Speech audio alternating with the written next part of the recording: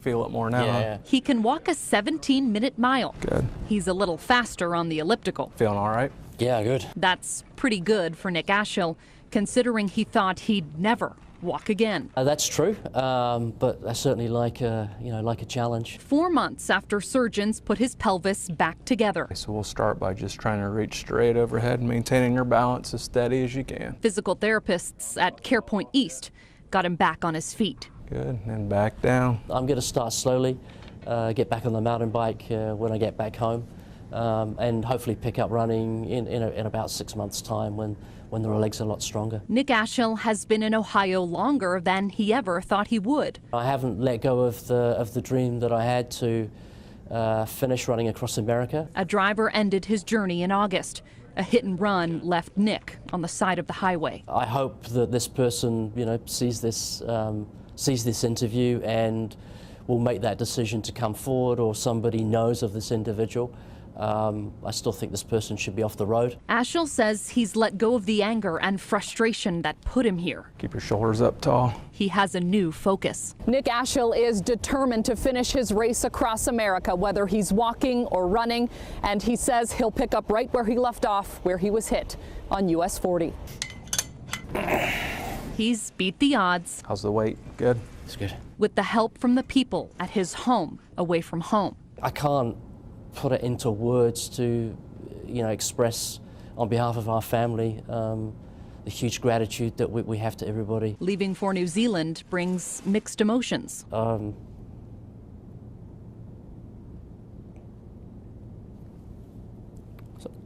Ashel will be back to finish what he started.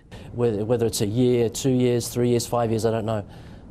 But to pick up the run where I was hit and finish in Central Park. Megan Matthews, 10 TV News.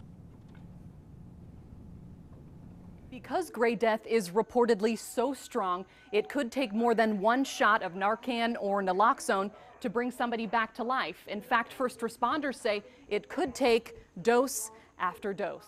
Take a closer look. That's actually what gray death is. It seems like any other drug. You can't really guess anymore what that powder might contain. But what this is made of is more dangerous than what's already out there. Our lab has seen the mixture of U47700, fentanyl, and heroin. The drug combination has been analyzed and discovered at least 8 times by forensic scientists at Ohio BCI.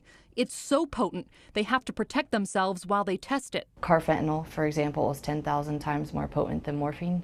So we glove up, wear masks. First responders say they haven't seen gray death in Columbus yet, but it's been reported to our south. Already, the Columbus Division of Fire averages 9 overdose calls a day. Medics use about 14 doses of Narcan a day, but that number could go up. We really can't tell exactly what substances are in the opiate overdose, but we can tell that it's a pretty serious overdose by the amount of Narcan sometimes we have to give.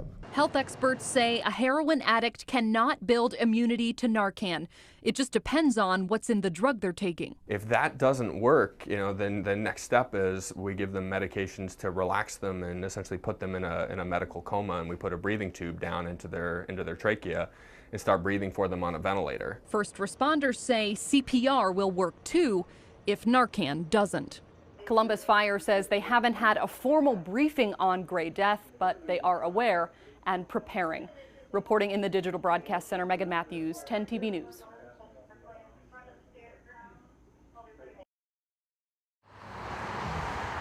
This is where we scrub the shirts and sort them according to colors. For Dorothy Gall, these are our lay-down presses. it's time to say goodbye.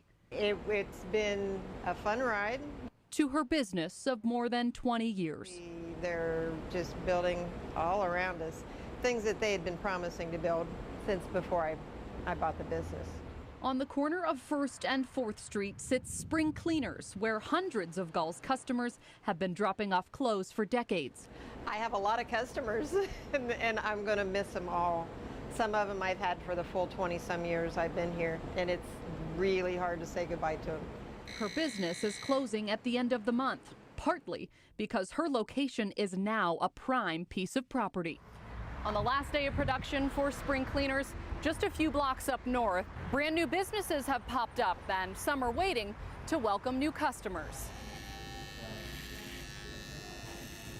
A new barbershop is already buzzing with business. Business has been good for a barbershop that just opened 5 weeks ago. Surrounded by restaurants and shops in a new plaza, Royal Rhino Club is hoping to make their place a new destination. Being right here in this little area, it's amazing because the room we have in the parking lot out back and up front allows us to plan future things for the community, like a block party or farmer's market. As the North 4th Street transformation continues, some businesses are excited for what's to come. Others, though. Wish I could stay. In Columbus, Megan Matthews, 10 TV News. What's your name? William G. Moore. I'm 93. You'd think he was a pro. Watching Bid Moeller on the sewing machine. He wouldn't agree. No, I ain't that good as her. He says he only picked it up after he lost his wife. And I got making a couple of these for my friends, and the next thing I know, I was in 200. Stitching started as a hobby to keep Bid busy. He did quilts for the kids, us kids, grandkids, great-grandkids, great-great-grandkids. His quilting has since gone beyond Baker Road.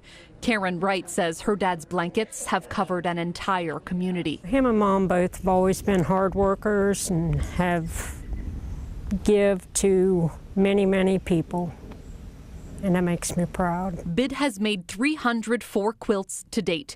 He's donated them to Children's Hospital and a local nursing home.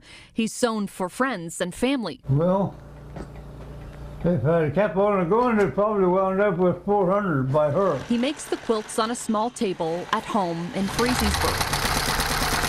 He came back after World War II. You'd even catch a glimpse of his Purple Heart there. I was in the 116th Infantry, Company of C. Bid will be 94 in January. Even at his age, he makes sewing look so easy.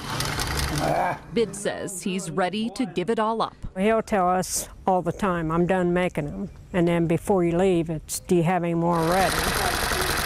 But maybe not just yet. He's not done or we'd know it. In Freesingsburg, Megan Matthews, 10 TV News.